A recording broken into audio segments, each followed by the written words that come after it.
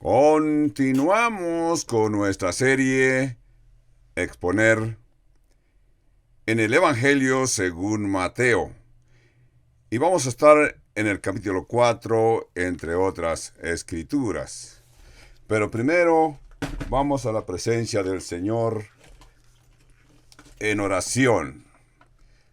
Vamos a la presencia del Señor en oración y digámosle: Padre Celestial, consideramos tus sagradas escrituras. El leer las escrituras, siempre las consideramos tu palabra, tus explicaciones, bajo el entendimiento de las escrituras que son parte de nuestra adoración.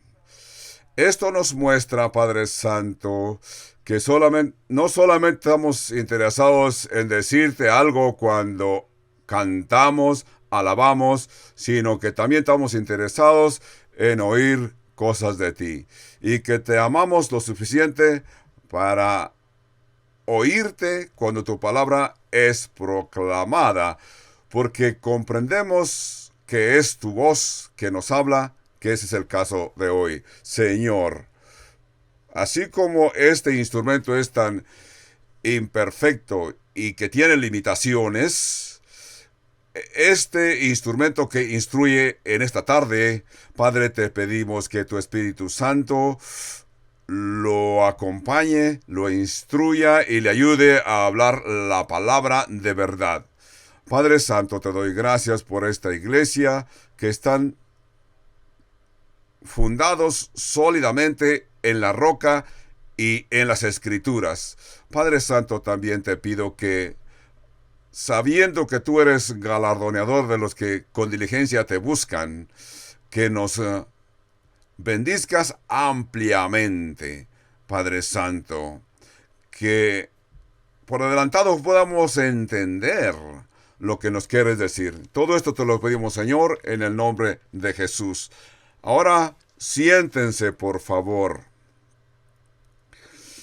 Les diría al principio de este estudio que el hablar de el diablo no es mi tema favorito. Es el tema que menos me llama la atención. Yo preferiría no hablar del diablo, pero todos tenemos que tratar con esta situación. Aún el Señor Jesús tuvo que tratar con el mismo diablo. Tenemos que entender que no somos o no estamos inocentes o ignorantes de las estrategias y estrategias de Satanás.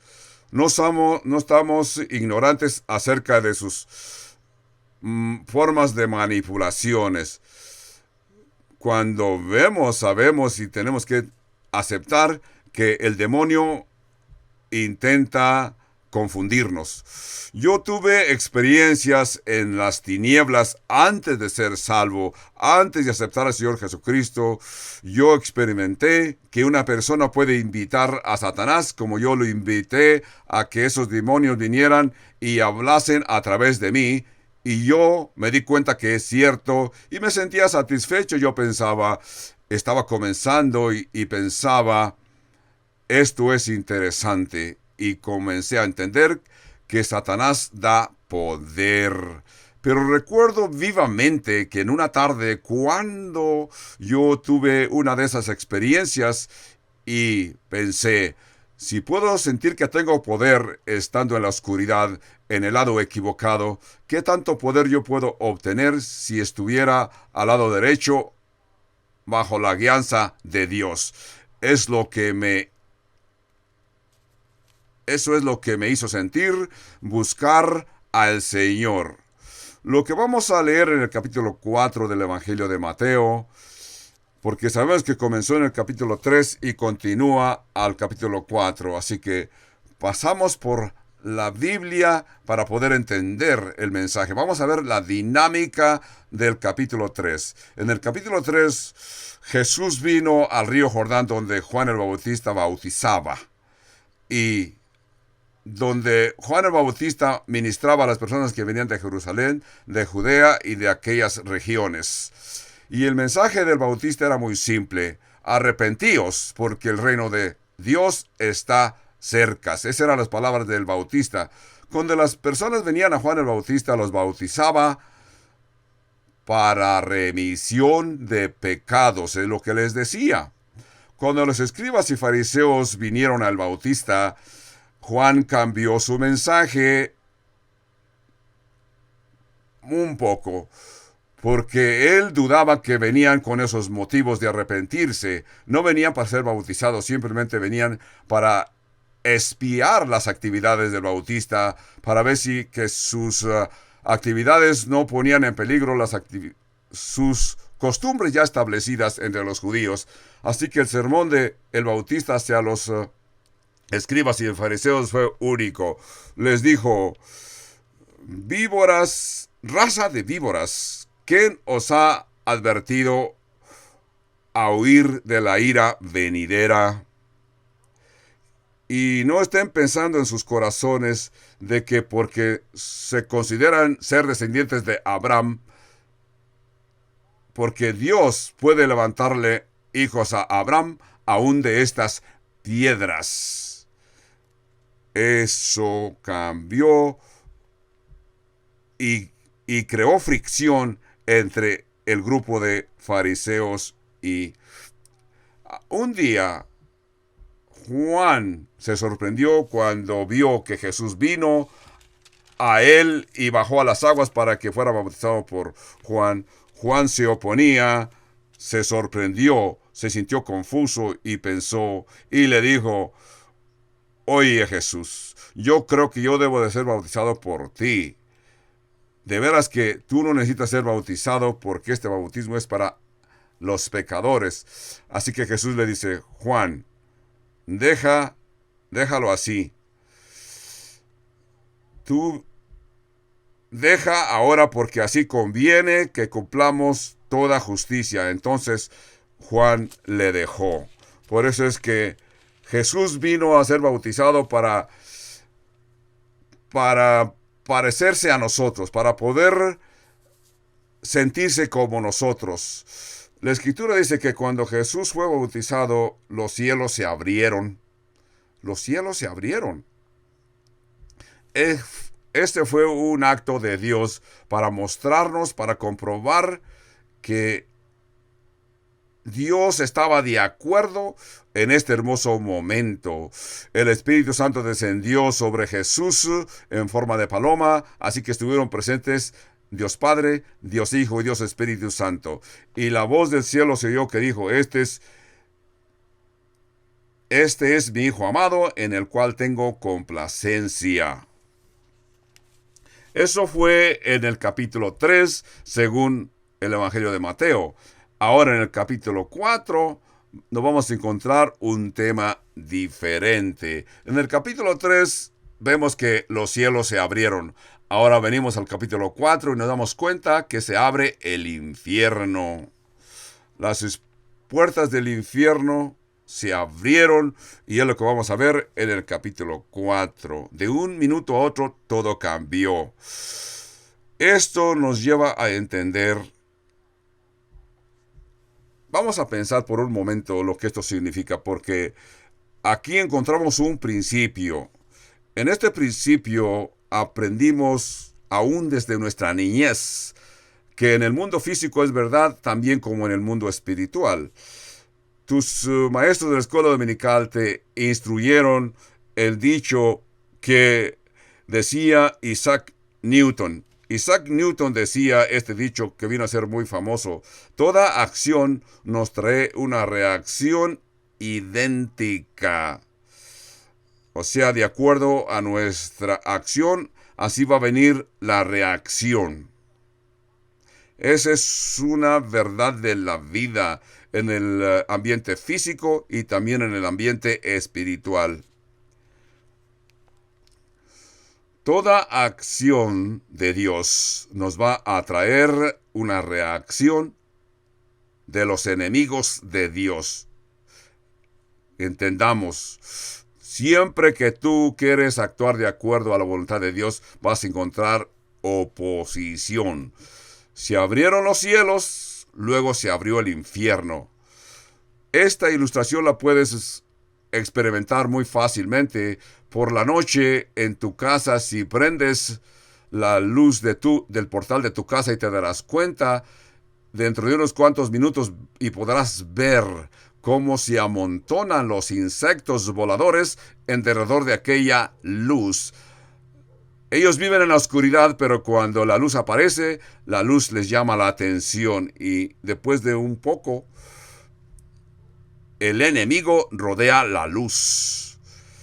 Unos de esos insectos pueden ser hasta peligrosos, pueden hasta piquetear a las personas que se arriman a la luz. Cuando Dios comenzó la luz, así que los insectos, los demonios rodearon aquella región, salieron de la oscuridad y se oponían a Dios. Así que Satanás y sus demonios reaccionaron porque esa es su naturaleza. Ese es el principio en tu vida, que entre más te quieras asociar con Dios, entre más quieras servir a Dios, el demonio te va a molestar más. Esa es una verdad de la vida.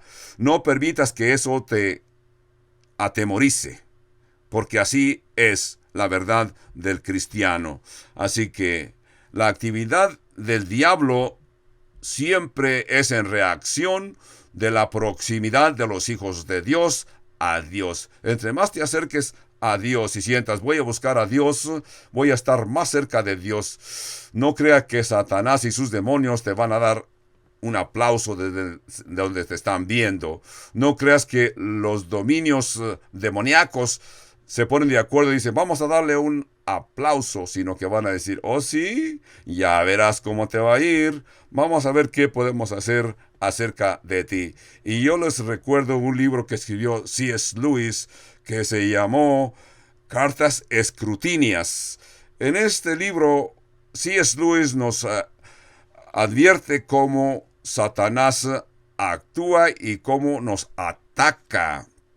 C.S. Lewis comenta acerca de este libro, dice que cuando yo escribía este libro, concentraba yo en lo que es Satanás y me sentía hasta temblorino, temblaba y no podía continuar con este libro. Para poder hacer la obra de Dios es algo difícil querer prefigurar quién es Satanás y sus demonios. Así que toda una acción que un cristiano haga a favor de Dios espera la reacción de los demonios. Pero voy a mencionar que hay hermanos que cometen algunos errores. Voy a mencionar por lo menos 2 errores que cometen algunos cristianos. Encuentro que entre muchos cristianos cometen el error de hablar mucho de Satanás y el diablo. Donde quiera que van, encuentran y dicen que ven o sienten que está el diablo. Y se enloquecen hablando acerca del diablo y el diablo se alegra. Él quiere que le pongas atención. Y no importa qué tipo de atención sea, a su favor o a contra. Eso no es saludable para el cristiano. El otro error que cometen algunos cristianos es que niegan completamente la existencia de el diablo. Este es un error. El poder pensar que Satanás no existe y que es un ser activo es el error que muchas personas hacen, principalmente entre los incrédulos. Dicen, ese no es cierto, no existe ningún tal llamado diablo. Ese es un error. Es exactamente lo que Satanás quiere que tú pienses acerca de él, que no existe, porque el enemigo más poderoso es aquel enemigo que tú ignoras. Por ejemplo, si un soldado está en la batalla en guerra y sabe bien que anda en guerra y que hay enemigos escondidos por ahí entre los arbustos, pero no los ves, si este soldado se va entre los arbustos y no hay ningún enemigo ahorita aquí, no hay ningún enemigo, comienza a andar frescamente, sabes bien que el enemigo tiene sus armas, tiene los cañones de sus armas hacia ti y tú serás carne muerta. También pensemos en la verdad que tú no ves al enemigo y serás atacado. Por ejemplo, oímos de Carlos Finney, un evangelista y conductor de avivamientos que existió y escribió, y dice que cuando él comentaba, algunas personas decían, no es cierto que existe el diablo, y dice, Finney les decía, cuando tú tienes contacto con el diablo, entonces te das cuenta. También Martín Lutero, cuando en el castillo de Barford, Alemania, tuvo la certeza de que tuvo a contra de Satanás. En 1 de Pedro 5:8 leemos, ser sobrios y velad, porque vuestro adversario, el diablo, como león rugiente, anda alrededor buscando a quien devorar. 1 de Pedro 5:8. Así que si tú no tienes cuidado y te pones a la defensiva, vas a ser carne muerta.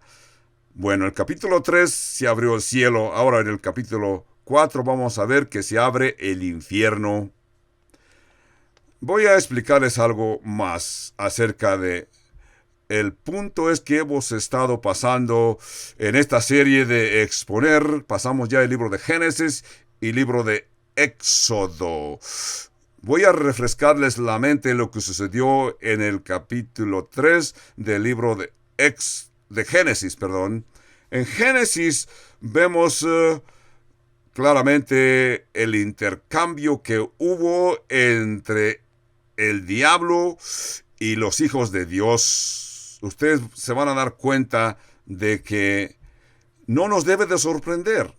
Porque la tentación de que Satanás vino a Jesús, puedo decir que aún Satanás ha usado esta estrategia, aún desde el principio de la creación. Dios habló con el diablo en el jardín del Edén y le dijo, en Génesis 3:15, y pondré enemistad entre ti y la mujer, y entre tu simiente y la simiente suya. Esta te herirá en la cabeza, y tú le herirás en el calcañar. Génesis 3:15. Así que aún desde el principio de la creación podemos ver cómo el enemigo usa sus estratagemas del error para confundirnos. Así que Dios nos está diciendo, dijo ahí desde esa profecía, de que vendrá el Mesías y el Mesías te aplastará la cabeza. Esa es la profecía, la predicción de que no le temas al enemigo porque nuestro Jesús tiene el poder. El poder. Por ejemplo, ¿recuerdan cuando Herodes Antipas mandó asesinar a todos los niños que él sospechaba que tenían la edad del niño Jesús? Así que cuando Jesús aparece en Israel, el enemigo dice, aquí está ese enemigo que estaba predicho. Vamos a leer el Evangelio de Mateo, capítulo 4, verso 1. Dice, entonces Jesús fue llevado por el Espíritu al desierto para ser tentado por el diablo. Ese es el primer verso del capítulo 4 de Mateo. Podemos ver que el Espíritu Santo está en autoridad, está actuando, porque dice aquí que llevó a Jesús al desierto. No empujó a Jesús al desierto, sino que lo llevó al desierto. El Espíritu Santo está en control. Llegó y llevó a Jesús para que confrontara a su oponente, su contrario. Notemos cómo Satanás aparece y le da tentaciones, le trae tentaciones a Jesús. Notemos cómo vino el ataque del enemigo. En primer lugar, el ataque vino a Jesús después que fue bautizado. Diríamos, qué momento tan glorioso. Dios habló desde el cielo, qué hermoso. El Espíritu Santo se mostró en forma simbólica como paloma, y se abrieron los cielos y se oyó la voz del Dios. Todos podríamos decir qué momento tan milagroso y tan solemne. Pero después de aquel hermoso instante, de aquella hermosa bendición y momento tan solemne, apareció el diablo. Recordemos por qué apareció el diablo después de un evento tan glorioso. Porque quería robar la bendición. Quería robar la bendición de Dios. Así que no seamos ignorantes cuando recibes una hermosa bendición.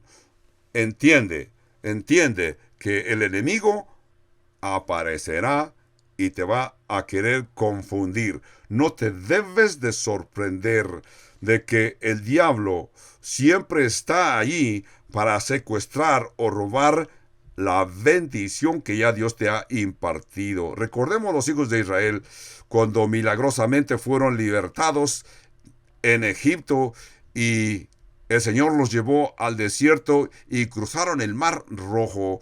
Cuando estaban en aquella hermosa experiencia, después de que Dios había juzgado a Egipto, sabiendo que Dios los estaba guiando y protegiendo por el desierto, ¿qué sucedió?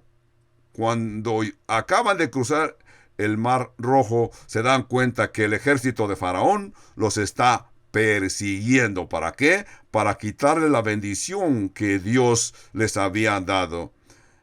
Sentían que estaban guiados y protegidos por Dios, entonces apareció el diablo para confundirlos. Otro ejemplo más. Recordamos el rey Ezequías, el rey de Judá, sintió del Señor y decidió restablecer la ceremonia de la Pascua. Él pensó que iban a buscar la ceremonia pascual para agradar a Dios, ya que habían pasado cientos de años que no se celebraba la Pascua en Judá. Y comenzó un hermoso avivamiento entre los hijos de Dios. Pero cuando celebraban la Pascua, entonces el ejército de Asiria rodeó Jerusalén con intención de atacarlos y destruirlos.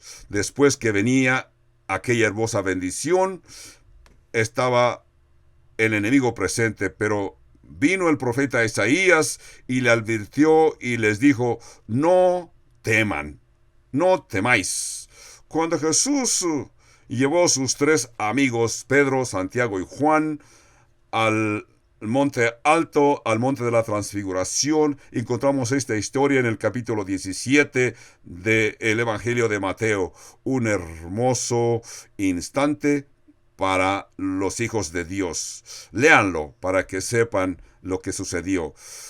Ellos vieron aquel hermoso milagro de que Jesús fue transfigurado y se encontraba con Moisés y Elías, y que es el profeta más prominente.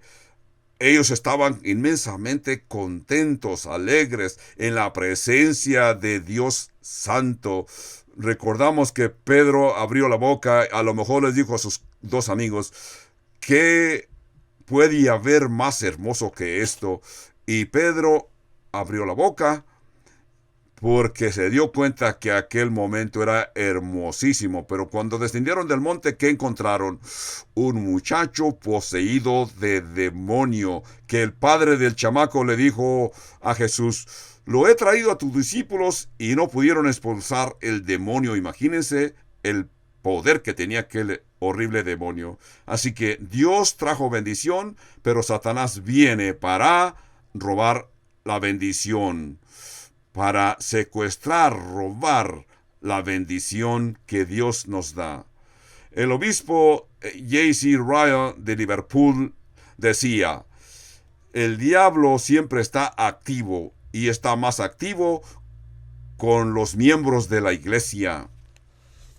Piensa en esa expresión. Es una afirmación muy interesante. Si tú has sido creyente por un largo tiempo, te darás cuenta, sí, eso es cierto, es cierto, es cierto, de que el enemigo siempre nos ataca. Porque porque tú vienes al Señor muy contento, estás entendiendo las bendiciones que Dios tiene para ti, estás entendiendo que Dios es amor y que eres hijo de Dios, pero ¿qué sucede?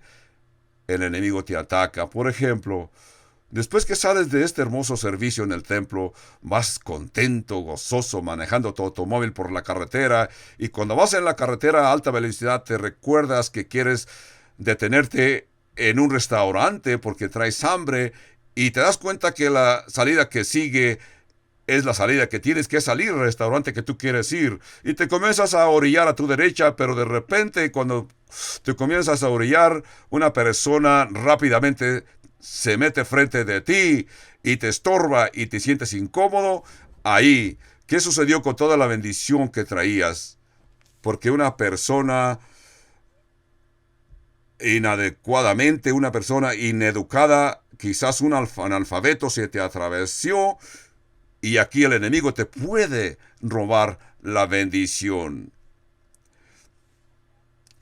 Tienes que entender, así como sucedió con Jesús después del el bautismo, después de aquella hermosa bendición, aparece el enemigo para robar la bendición. Pero yo te digo, no tienes que tener temor a tu adversario, porque tú ya obtuviste la bendición en Jesús, porque la Escritura dice que es más poderoso el que está con nosotros que en el que está en el mundo. En lugar de estar pensando, yo tendré que confrontar, ¿por qué no nomás le dices cuando el enemigo viene y toca la puerta?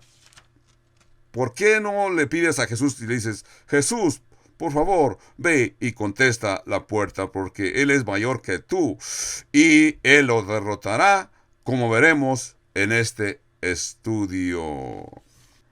Ahora, después del bautismo, vamos a leer que ustedes habrán oído de la ley Murphy. ¿Recuerdan esa ley que dice, todo lo que puede fallar, va a fallar? Ese es un dicho.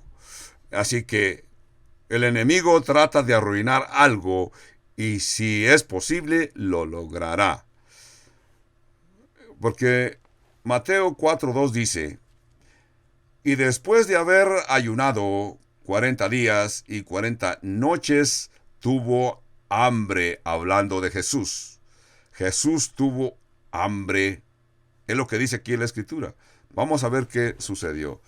Vamos a estar viendo esta escritura con despacio, porque como quiera sabemos que vamos a estar aquí hasta que el Señor venga. Si concluimos nuestro estudio hasta el libro de Apocalipsis, vamos a regresar otra vez a Génesis. Así que disfrutemos. Recordemos que ya pasamos la Biblia desde 30,000 pies, pasamos toda la Biblia, así que vamos a pasar una vez más. Así que yo les hice una pregunta. La pregunta es, ¿cuándo fue que el enemigo atacó a Jesús después de la bendición? En segundo lugar, lo atacó cuando estaba débil, después de haber ayudado 40 días y 40 noches, y la Biblia dice que Jesús tuvo hambre.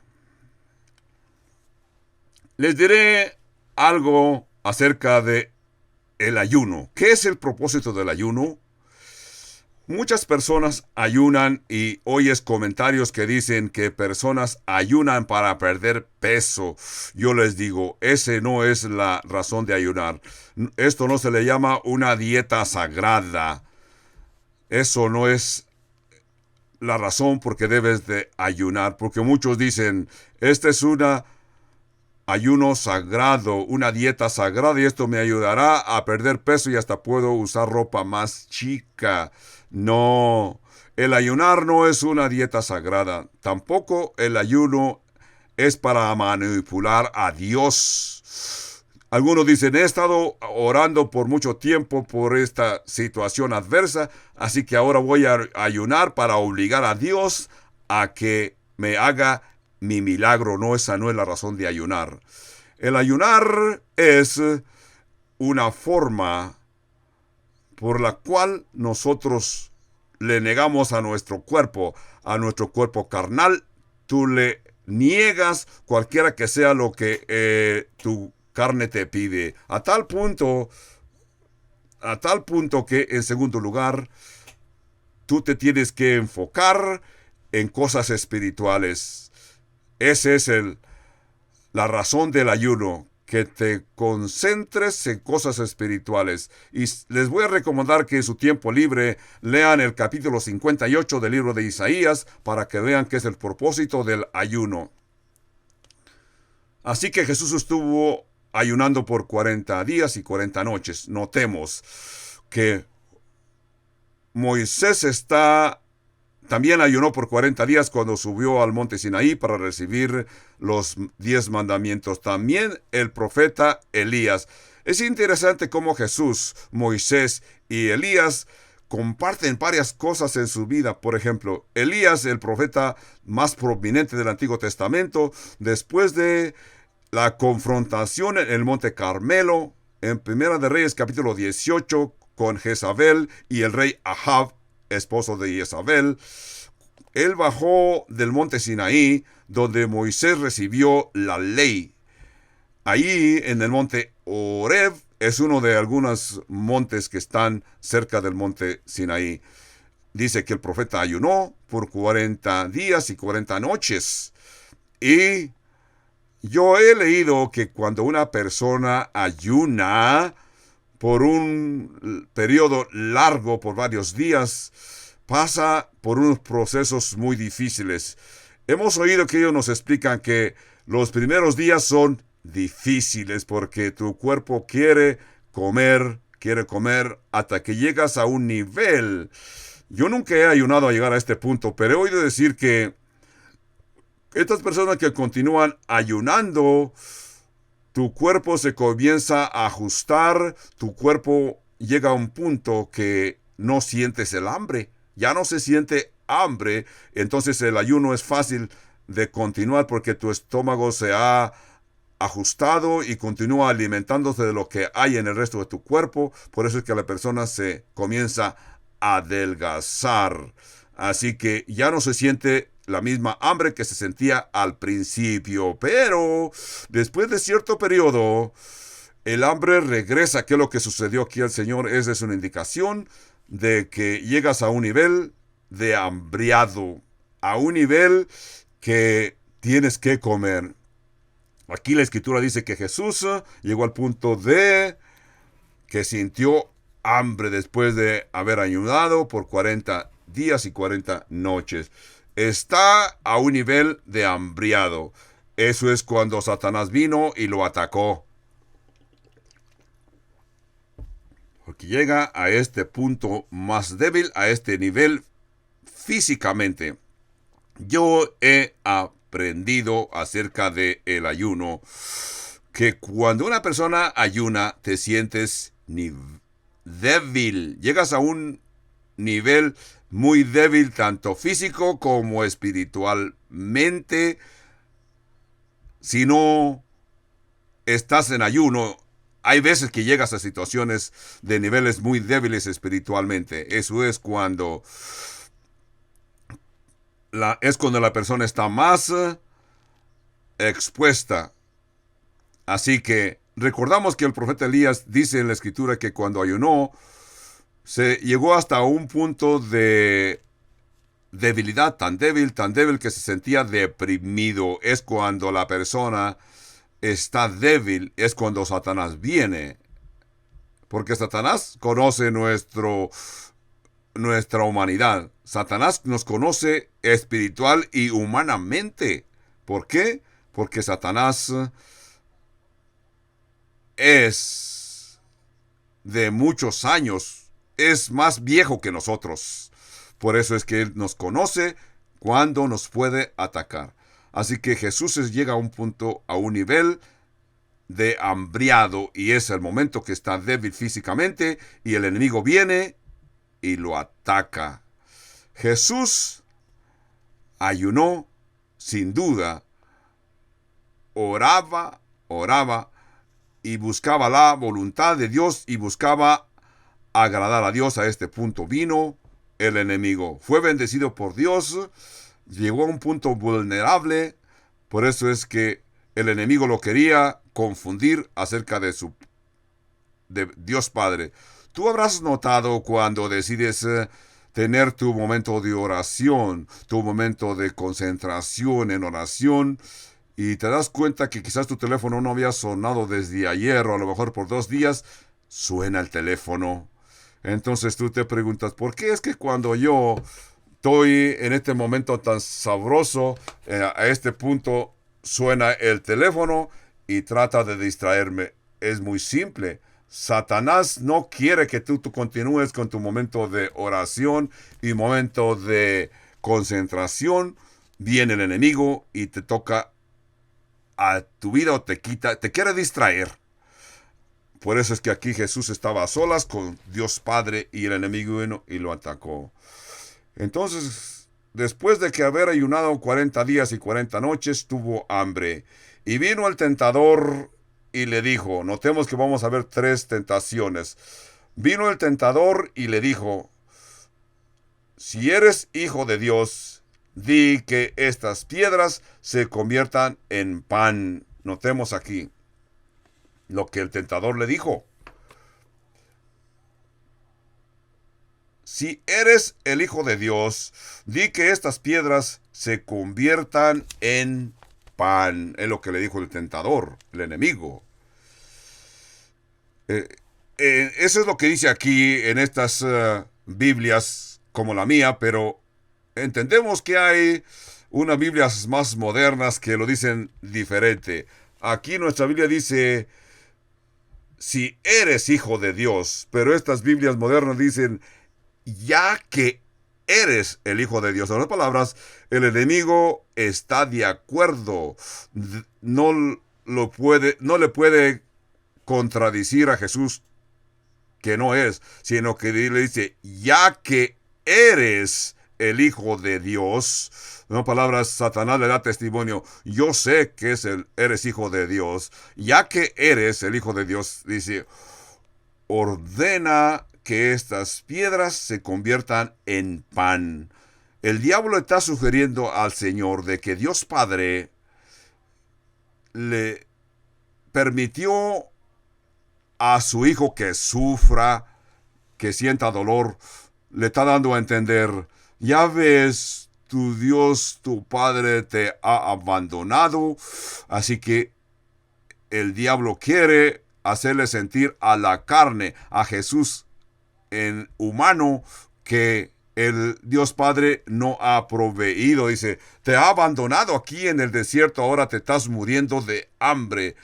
Entonces, eso quería contradecir la voluntad de Dios. Es una contradicción del amor de Dios. Tú lo has experimentado, lo has visto.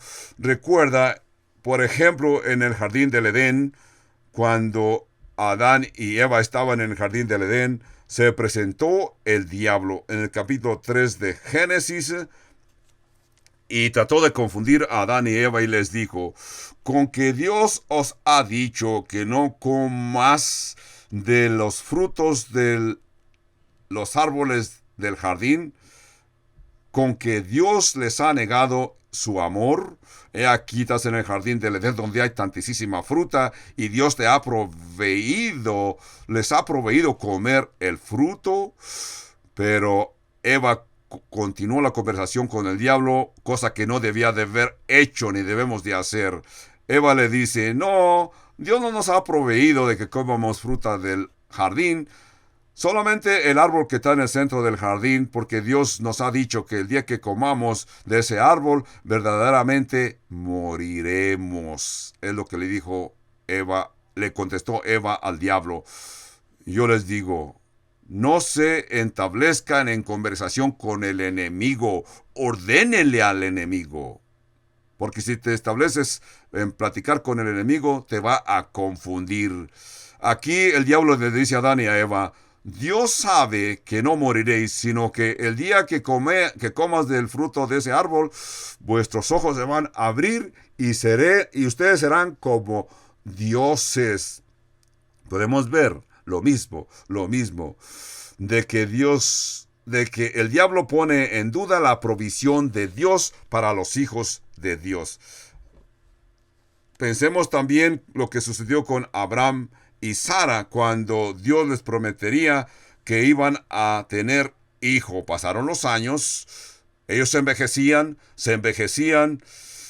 y Abraham continuaba esperando en el cumplimiento de la promesa, pero cuando ya estaban ancianos, Sara, otra vez la mujer, intervino y le dijo a su esposo Abraham: Abraham, querido esposo, ¿no te habrás dado cuenta, no habrás visto nuestros cuerpos como ya estamos envejecidos?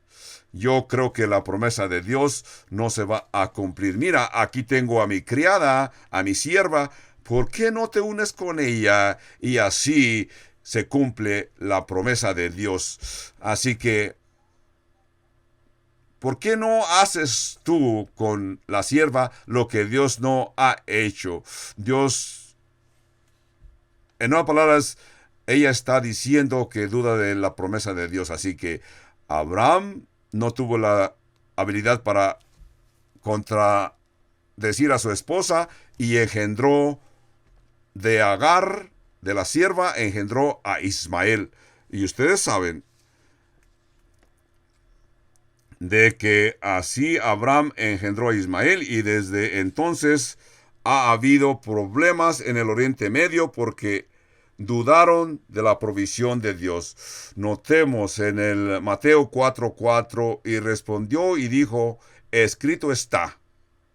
Y Jesús le contestó: no solo de pan vivirá el hombre, sino de toda palabra que sale de la boca de Dios. Verso 5. Entonces el diablo le llevó a la santa ciudad y le puso sobre el pináculo del templo y le dijo: si eres el Hijo de Dios, échate abajo, porque escrito está: a sus ángeles mandará acerca de ti. Notemos lo que el enemigo le está diciendo a Jesús. Te está citando la escritura. Y en sus manos te sostendrán para que no tropieces con tu pie en piedra. Eso es lo que el enemigo le está citando las escrituras a Jesús. De acuerdo a los judíos, el centro del mundo es Jerusalén. Ese es de acuerdo a los judíos. ¿Por qué es así? En primer lugar, tenemos que entender que hay una escritura que eso es lo que dice.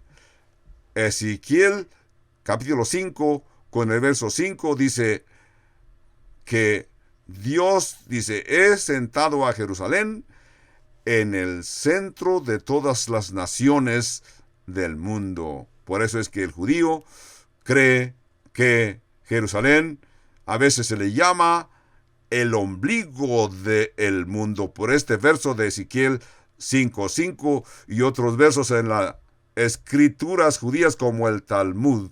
Los rabinos decían: Israel es el centro del mundo, Jerusalén es el centro de Israel, así que el templo es el centro de la ciudad de Jerusalén. Entonces, esto implica que el templo es el centro de la tierra, el templo de Jerusalén. Entonces, después de esto, Satanás llevó al centro de la tierra, a donde debía de nacer el Mesías. El Mesías debía de venir a Jerusalén porque los judíos creían y los rabinos enseñaban que cuando el Mesías vendría a redimir a Israel, debía de venir al lugar santo. ¿Por qué creían estos? Porque en el libro del profeta Malaquías, capítulo 3, verso 1, dice que cuando Dios envíe su mensajero y luego su mensajero enviará al Mesías, súbitamente vendrá a su templo.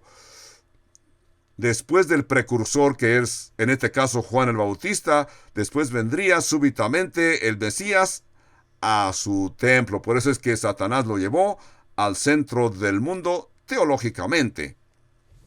Es lo que sucedió. El verso 5 dice: el diablo lo llevó a la santa ciudad y lo puso sobre el pináculo del templo y le dijo: si eres el Hijo de Dios, échate abajo, porque escrito está. Y continúa citando la escritura. Ahora, entendemos que si tú ves el templo en Jerusalén, en el portal de Salomón arriba está una esquina del templo que está al sur, que se ve del Monte de los Olivos. Cuando ustedes han ido a Israel, y si no han ido, cuando vayan se darán cuenta que del el monte donde está el templo vas a ver que hay una parte muy alta que es una esquina del templo, y te puedes imaginar que estás viendo de que es la parte más alta del templo, que es donde está el portal de Salomón. Y desde el techo del portal de Salomón, de ese punto hasta el centro del arroyo del Cedrón, hay una medida como de 450 pies. Imagínense, desde el pináculo del templo hasta el arroyo de Cedrón.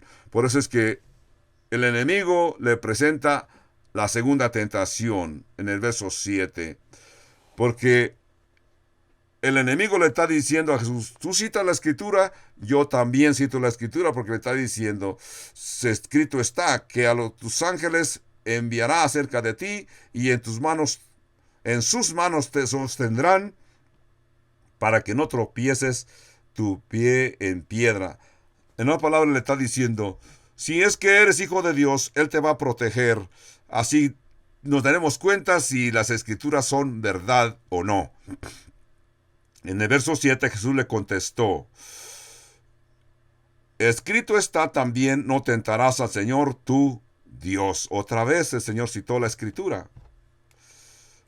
Se ha entendido que Satanás conoce la escritura y la cita. Jesús la citó primero, luego el enemigo, como es imitador, siempre imitó a Jesús y citó las escrituras. Cuando los cultistas tocan a la puerta de tu casa, ya sea que vienen en bicicletas o andando en pie, ¿verdad? Esos cultistas vienen y tratan de traerte un evangelio falso, porque lo que ellos te van a enseñar no es lo que las santas escrituras dicen, y comienzan a citarte sus escrituras, y tú dices: oh, es verdad, estas personas en verdad se preparan, conocen sus escrituras, porque tú tienes que recordar, no tienes que estar ignorante, porque ellos lo que te están diciendo es lo que Satanás hace. Satanás y ellos conocen las escrituras mejor que los hijos de Dios, porque Satanás ha existido por miles de años. Él ha sido entrenado en el mejor seminario del mundo. Satanás fue entrenado en el cielo, porque él era el que se encargaba de la adoración y alabanza de Dios. Conoce a Dios, conoce lo que las escrituras contienen y las usa para sus beneficios. Así los cultistas usan sus escrituras para convencerte de lo que ellos ya están convencidos y engañados, porque lo que ellos citan, lo citan con tanta facilidad que tú crees que están correctos. Ahora yo te digo, no les tienes que seguir su juego, sino que tienes que entender de que tú conoces las escrituras y las usas. Tú tienes que entender que Dios te va a proteger, pero no a punto que te vas a aventar en el centro de la carretera, en medio del tráfico. Quizás la protección que Dios te va a dar a ese instante es que te va a llevar al cielo. Es lo último que Dios puede hacer. En el verso 8 del Evangelio de 4 dice: otra vez lo llevó el diablo a un monte muy alto y le mostró todos los reinos del mundo y la gloria de ellos, y le dijo: todo esto te daré si postrado me adoras. Es lo que le dijo el enemigo al Señor otra vez. Los otros evangelios hipnóticos, que es Marcos y Lucas, también mencionan este incidente y le añaden un poquito aquí que no se menciona en el evangelio de Mateo.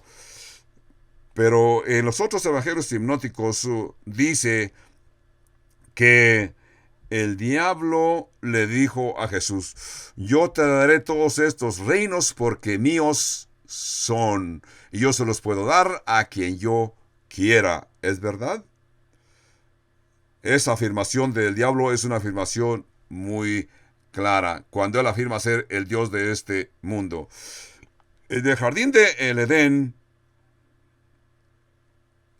Adán y Eva le entregaron el título de la tierra a Satanás cuando cayeron en la tentación que el diablo les puso, ya que Dios pensaba que este mundo fuera habitado por los hijos de Dios. Pero cuando Adán y Eva fallaron, básicamente le entregaron el dominio de la tierra a el demonio. Por eso es que Satanás obtuvo el título de la tierra, del mundo, pero cuando Jesús fue a la cruz, Jesús le quitó ese título a el diablo. Fue un trato terrenal.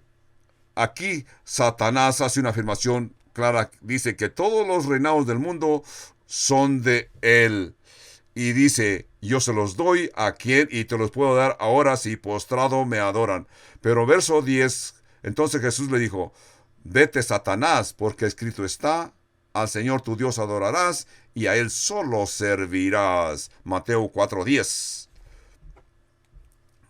Esta tentación número 3 que el enemigo le presentó al Señor, yo creo que fue la tentación más difícil que tuvo que confrontar el Señor, porque ahora el diablo le está poniendo en duda a Jesús las promesas de Dios. Tenemos que entender que estas promesas están en las Escrituras. Por ejemplo, en el Salmo 2, Dios le promete a su Hijo, al Mesías, darle todos los reinos de este mundo. Salmo 2 dice: pídeme y yo te daré como herencia todas las naciones y los reinados de la tierra. Pídeme, tuyos son. Tú las gobernarás como el gobernador, como el... Es un hermoso salmo mesiánico, pero Jesús, el Hijo, sabía por qué había venido a la tierra.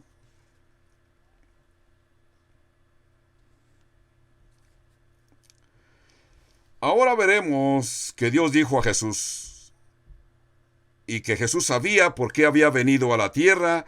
Un día reinaría en el reino mesiánico, en el reino milenial. Por eso es que Jesús oyó que todo este reino serían de él. Jesús vino para con su sangre comprar, ser dueño de todos los reinos. Iba a obtener todos los reinos, pero sabía claramente que esta es la ley de Dios, que primero tenía que sufrir por un pequeño periodo de tiempo. Por eso es que yo pienso que esta tentación número 3 fue la más difícil, porque Satanás se da cuenta y dice: yo sé que hay promesas en las Escrituras, pero ¿cómo puedes tú saber si esas promesas se van a cumplir? Mira, Jesús, yo te digo que yo sé por qué has venido a la tierra. Tú veniste para comprar la humanidad para ti.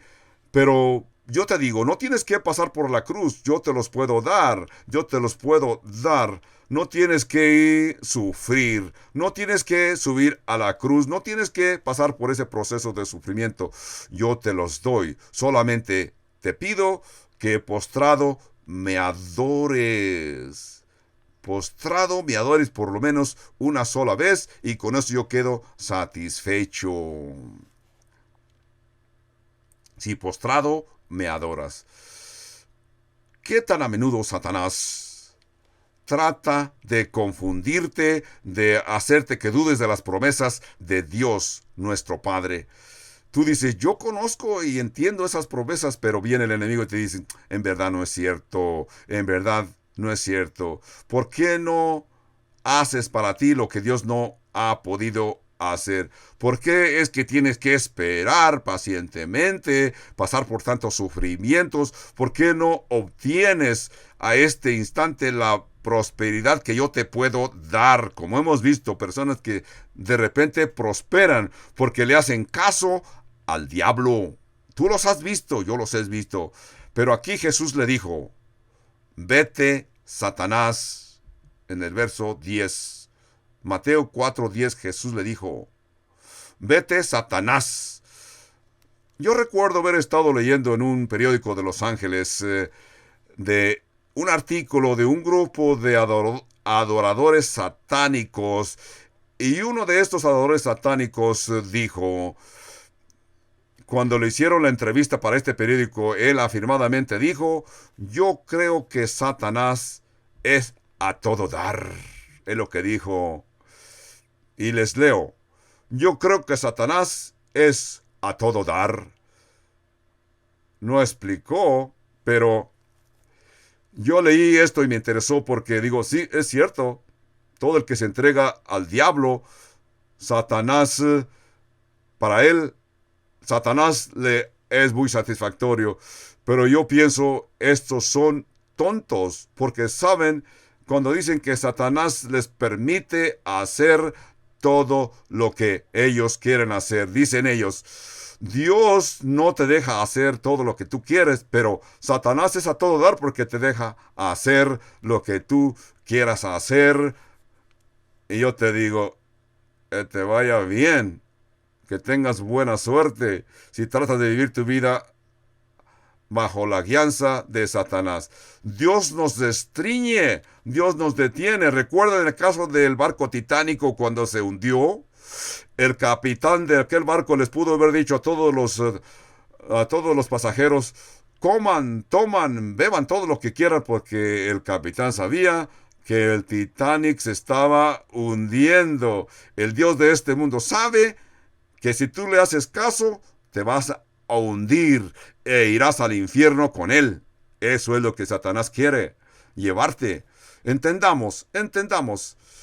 Dice aquí en el verso 8 que lo llevó al monte muy alto. Cuando tú vayas a Jerusalén te vas a dar cuenta que el monte muy alto, hay un monte muy alto que le llaman el monte de la tentación. Algunos hasta han edificado santuarios en ese monte porque dicen que allí fue el monte de la tentación, pero yo les digo, no es cierto, yo no creo que es, porque dice aquí que un lugar muy alto, entonces eso quiere decir que no es cierto, porque al cruzar el río Jordán está el monte Nebo, donde el pueblo de Israel cruzaron el río Jordán y llegaron a la tierra prometida. Porque Lucas le añadió, notemos lo que Lucas escribió acerca, dice que Satanás lo llevó a un monte muy alto y le mostró todos los reinos del mundo en un instante, o sea, instantáneamente. Entonces esto nos indica de que esta tentación fue imaginaria, espiritual. Por eso es que Satanás le pudo mostrar al Señor todos los reinos del mundo instantáneamente. No es que le haya dicho, mira, ahí está Jericó, acá está Jerusalén. De veras, estando en cualquier monte no puedes ver todos los reinos del mundo. Entonces, yo puedo afirmar que fue una visión espiritual, no es que lo llevó físicamente o lo transportó físicamente, sino que fue una visión espiritual. Veamos el verso 11 de Mateo 4, dice, el diablo entonces le dejó. Y he aquí vinieron ángeles y le sirvieron.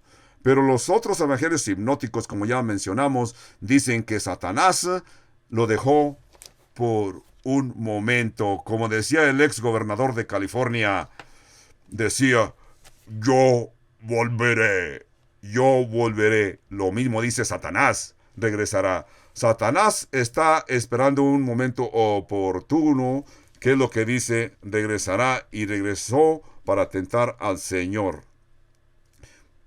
Pero aquí dice el verso 14, El verso 11, perdón.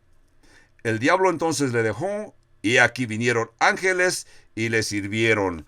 Ahora continuaremos con el verso 12. Sabemos que Juan el Bautista ya no está, ya entonces el ministerio público de Juan el Bautista concluyó y comienza el ministerio público de Jesús. El Evangelio de Mateo se enfoca en muchos de los discursos, sermones que Jesús presentó. El primero va a ser en el capítulo 5, esta sección que muchos la reconocen como el Sermón del Monte. Yo les explicaré más adelante que no debe ser así. Pero por hoy ya no nos queda tiempo. Lo que estamos viendo aquí, que después del verso 18 al verso 25, Jesús nos va a llevar al Sermón del Monte que ustedes conocen para comenzar el ministerio público del Señor. Leemos Mateo 4:12. Dice: cuando Jesús oyó que Juan el Bautista estaba preso, volvió a Galilea. Volvió a Galilea, es lo que hizo Jesús. ¿Por qué es que Juan fue puesto en la prisión? Fue puesto en la prisión porque Juan no era políticamente correcto. Honestamente, a ese tiempo, Herodes Antipas, que era diabólico, codició a la esposa de su hermano Felipe, Herodías. Así que Herodes estaba casado, pero codició la esposa de su hermano Felipe. Así que se deshizo de su esposa y le robó la esposa a su hermano, a Herodías, y se la llevó y la tomó por mujer. Este Herodes Antipas pasó por esta experiencia, pero Juan el Bautista se dio cuenta, lo confrontó y le dijo que Dios lo castigaría por aquella acción. Por eso es que Juan el Bautista no fue políticamente correcto. Así que Herodías, enojada, le pidió a Herodes que lo arrestara y lo encarcelara. Entonces, hasta aquí llegó el ministerio público del precursor de Jesús. Hasta allí llegó. Y cuando Juan el Bautista estaba encarcelado, se dio cuenta que era el fin del ministerio público del Juan el Bautista, y él lo entendió. ¿Qué dijo Juan el Bautista cuando se dio cuenta que fue, o cuando vio a Jesús? Juan el Bautista exclamó en Juan 3:30, dijo: es necesario que él crezca, pero que yo mengüe. Todos ustedes han oído y hasta se han memorizado este hermoso texto de Juan 3:3. Yo no creo que cuando Juan exclamó esas palabras supo lo que decía, porque la forma que Juan iba a menguar es que iba a ser arrestado, iba a quedar prisionero y ahí sería ejecutado. Juan el Bautista no lo entendía, ahora nosotros lo sabemos porque así sucedió, porque sabemos que Juan el Bautista estaba lleno del Espíritu Santo aún desde el vientre de su madre. Así que Dios le dijo a Juan el Bautista: estás joven, pero tu ministerio aquí concluye. Estás muy joven, pero lo que voy a hacer, te llevaré al cielo, te llevaré a tu morada eterna. Imagínense oír la voz de Dios, que Dios te dice: es tiempo que vengas al cielo. Pero allí Juan el Bautista concluyó su ministerio. Es tiempo para Jesús surgir. Así que Jesús, ahora el Hijo de Dios, ahora va a comenzar su ministerio público. Verso 13. Dejando a Nazaret, hablando de Jesús, dejando a Nazaret vino y habitó en Capernaum, ciudad marítima, a la región de Zabulón y de Neftalí, para que se cumpliese lo dicho por el profeta Isaías cuando dijo: tierra de Zabulón y tierra de Neftalí, camino del mar, al otro lado del Jordán, Galilea de los gentiles. El pueblo asentado en tinieblas vio gran luz, y los asentados en región de sombra, de muerte, luz les resplandeció. Desde entonces comenzó Jesús a predicar y a decir: arrepentíos, porque el reino de los cielos se ha acercado.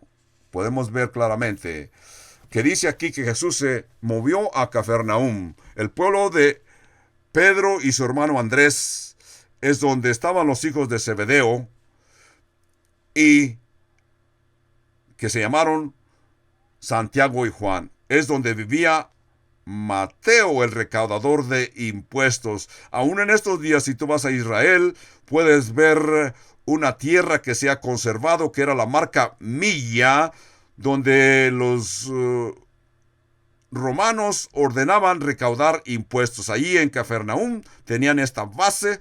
Es uno de los lugares que podemos llegar y pensar: Mateo estuvo sentado aquí, porque ahí está todavía la piedra llamada marca Milla. Es donde Jesús le dijo a Mateo: sígueme. Fue en Cafarnaúm. Así que Jesús de Nazaret fue a Cafarnaúm. Después de haber visto Nazaret, nosotros, y luego Cafarnaúm, nos damos cuenta que por qué la Escritura lo menciona. Nazaret se ve bien, pero cuando ves a Cafarnaúm, entonces te das cuenta que está hermoso, está en las orillas del lago, un lugar hermoso. El mar de Galilea está muy cerca. Ahí creemos que no ha cambiado mucho, porque vas a Israel y llegas al mar de Galilea y luego te preguntas: ¿dónde está Cafarnaúm? Ves algunos hoteles al norte del lago de Galilea. Entonces, si fuera en América, hasta casinos debían de tener, pero no. En Israel es la tierra de Dios, por eso es que aquí simplemente se encuentran unos hoteles y se ve un estilo rural. Notemos que dice aquí de que Jesús se movió a Cafarnaúm para cumplir la profecía que dio Isaías en el capítulo 9. Notemos cómo le llamó: Galilea de los gentiles, en el verso 15. ¿Por qué le llama Galilea de los gentiles? En su idioma griego sonaba algo así como Galalia ton eton. O sea, de ahí viene el término étnico. Étnico es lo que surge de esta expresión en griego. Esto quiere decir que es Galilea de las naciones. Lo que yo veo aquí tan hermoso es de que Jesús, el Mesías, vino a todas las naciones. Está bien claro. Vino para ministrar a todo el mundo, pero principalmente a los gentiles. Es lo que quiere decir aquí cuando dice Galilea de los gentiles. Porque dice: pueblo sentado en tinieblas vio gran luz, y a los asentados en regiones de sombra, de muerte, luz les resplandeció. Mateo 4, 15 y 16. Tenemos que entender que los judíos reconocían a esta región de Galilea como una región de muerte, porque es la parte norte de Israel. Esta parte es donde se originaban las guerras, porque por esa parte entraban todos los que querían tener guerra. Por ahí entraron los asirios, Babilonia entraron por ahí. Así que a Galilea se le consideraba como tierra de sombras, como tierra de muerte, porque aún a los habitantes de aquella región se les consideraba descendientes de matrimonios muertos, de matrimonios mixtos, perdón. Y hasta tenían un acento para hablar, porque era gente sin educación, gente analfabeta. Cuando esta gente venían a Jerusalén, recordemos cuando Pedro hablaba después de que Jesús fue arrestado. Recuerdan que la sierva le dijo, la sirvienta del sumo sacerdote le dijo a Pedro: yo sé que tú eres uno de ellos, de sus discípulos, porque puedo notar en la forma que hablas, porque él era galileo y tenía acento para hablar. Así que en Jerusalén despreciaban a los galileos. Se le llamaba el lugar de muerte, región de muerte, lugar de gentiles, porque no influenciaban a nadie. Es lo que los judíos los consideraban descendientes de matrimonios mezclados. Ahí fue donde Jesús vino y estableció sus oficinas generales en aquel lugar donde era un lugar despreciado, un lugar lo más peor de la tierra. Se le llamaba el lugar de oscuridad. Entonces Jesús dijo, yo estableceré mis oficinas generales donde están los despreciados, donde la gente está despreciada. Es donde Jesús se estableció. Para mí es un hermoso mensaje. Quizás tú eres esa persona que te sientes despreciado, porque durante toda tu vida sientes que has sido despreciado por la forma que hablas, por la forma que no has podido, llegar a un punto de la alta sociedad. Quizás te sientes despreciado, pero yo quiero que entiendas que si tú te sientes así, ese corazón es donde Jesús quiere venir y habitar. Jesús te quiere cambiar. No tengas duda, Jesús te puede cambiar si tú lo aceptas, que Él venga a tu corazón. Recordemos que Jesús no dijo, me voy a establecer en Jerusalén, porque es un lugar bien prominente y bien conocido. Nazaret y luego Cafarnaúm, es a donde vino Jesús. Verso 17 dice, desde entonces comenzó Jesús a predicar y a decir, arrepentíos, porque el reino de los cielos se ha acercado. Notemos que es la misma forma que Juan el Bautista comenzó su ministerio. Entonces Mateo continúa escribiendo.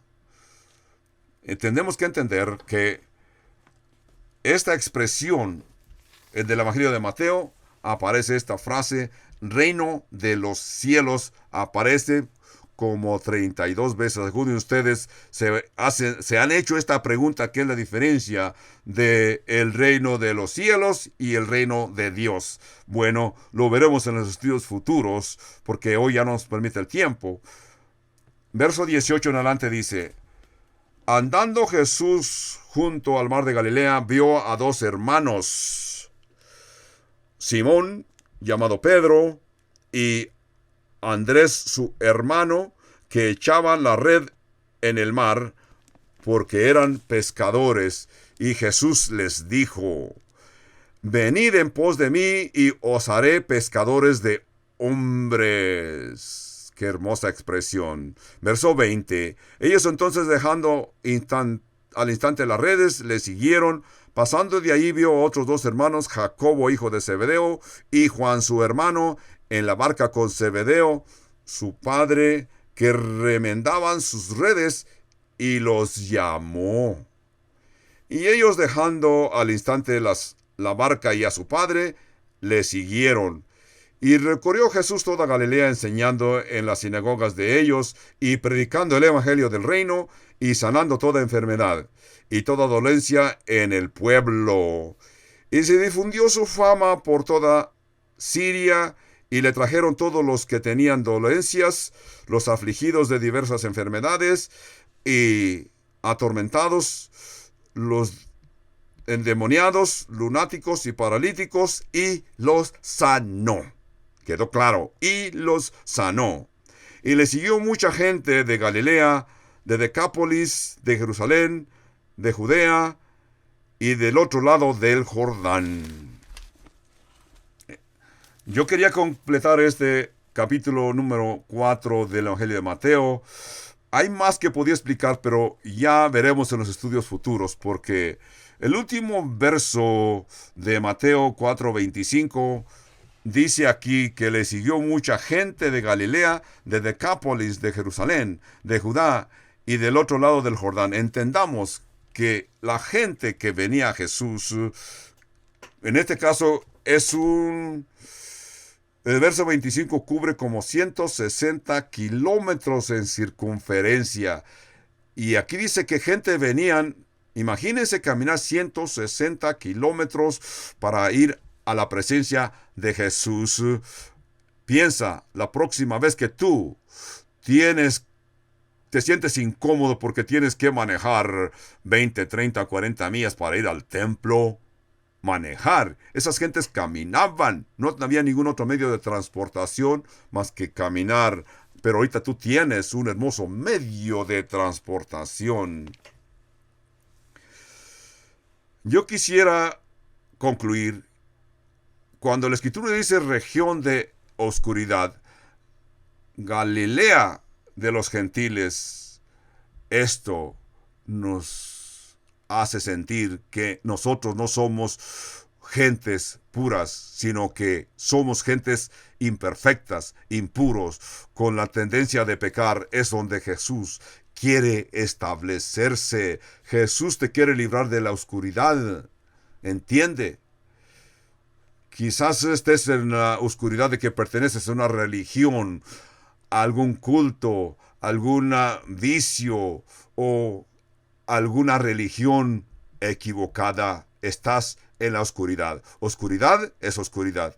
Si no conoces al Señor Jesucristo, estás viviendo en la oscuridad. Pero Jesús anhela, desea establecerse en tu corazón si tú le permites que te redima, si tú aceptas su redención. Oremos. Padre Santo, estamos tan agradecidos y te pedimos que nosotros hemos estado leyendo tus escrituras y tú nos has comisionado, y que nosotros nos gozamos, nos satisfacemos leyendo tu palabra. Padre Santo, yo estoy en oración al pensar en esta pareja que me envió una carta desde China. Me escribieron y yo recibí esta carta esta semana, y ellos se expresan en su carta de que se sienten tan bendecidos de poder oír estas enseñanzas a través de la radio. Dicen que ellos están viendo a través de la radio o la internet muchos de nuestros servicios, nuestras predicaciones. Padre Santo, yo te estoy dando las gracias porque tu mensaje de salvación le da la vuelta al mundo por este hermoso sistema de comunicación. Nosotros somos tus hijos, nosotros somos tu pueblo. Así como Jesús también vino a Galilea de los gentiles, a la ciudad de las naciones, donde era la región de los despreciados, la gente analfabeta, la gente que no tenía esperanza ni de estar en tu presencia, porque los que se consideraban educados los despreciaban, pero tú has escogido ese tipo de gente. La Escritura dice que tú has escogido lo más débil y lo más los que no eran sabios para avergonzar a los sabios. Padre Santo, sabemos que nosotros estábamos en la oscuridad, pero tú nos alcanzaste, Padre Santo.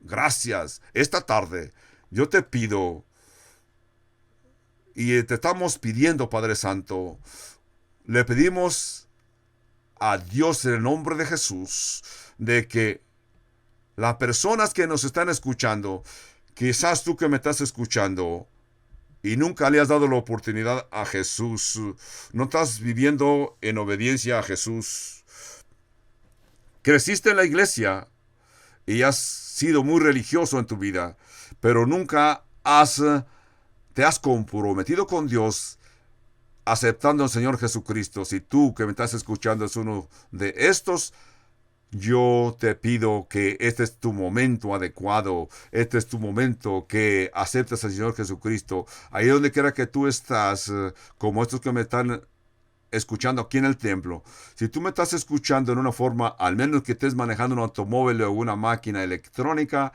como señal de aceptación, levanta una de tus manos como señal de aceptación. Ahora aquí en el templo algunos están levantando su mano. Puedo ver allá al frente, allá a la izquierda yo puedo ver como algunos también acá a mi derecha están levantando su mano.